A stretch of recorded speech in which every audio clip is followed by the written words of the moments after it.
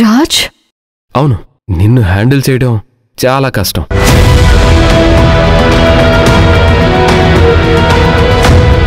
అలాగా? అలాగే అనుకో. అబ్బో, అసలు ఎందుకు అలాగ చెప్పు? హ్యాండిల్ చేయడం అంటే నీ వైబ్స్ కి నేను మ్యాచ్ అవ్వడం, నీకు అనుగుణంగా నేను ప్రవర్తించడం. నువ్వలా లేవని ఎవరు చెప్పారు?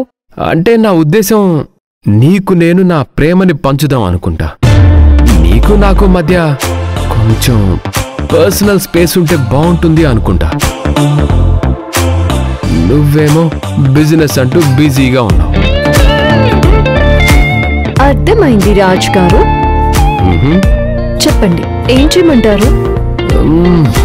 ఏమీ వద్దు, మనం సరదాగా ఒక 2-3 రోజులు ఎక్కడికైనా బయటికి వెళ్ళేసొద్దాం. కావాలంటే అక్కడే నీ బిజినెస్ ఐడియాలు నాకు షేర్ చేస్తూ ఉండు. మనిద్దరం అక్కడే డిస్కస్ చేద్దాం. ఐడియా బానే ఉంది, కానీ అత్తయ్య ఏమనుకుంటారు?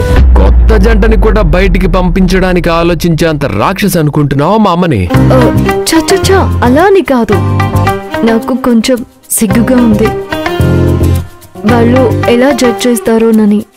భార్యాభర్తలు మేడం, మనం లవర్స్ కాదు. అసలు ఈ ప్రపంచానికి జడ్జ్ చేసే అవకాశం మనం ఇవ్వాల్సిన అవసరం లేదు.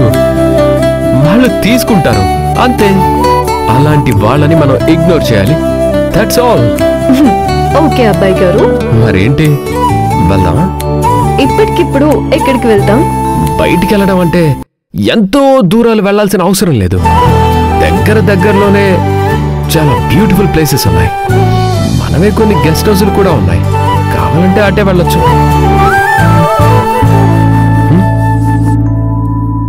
I'm ready. Yes.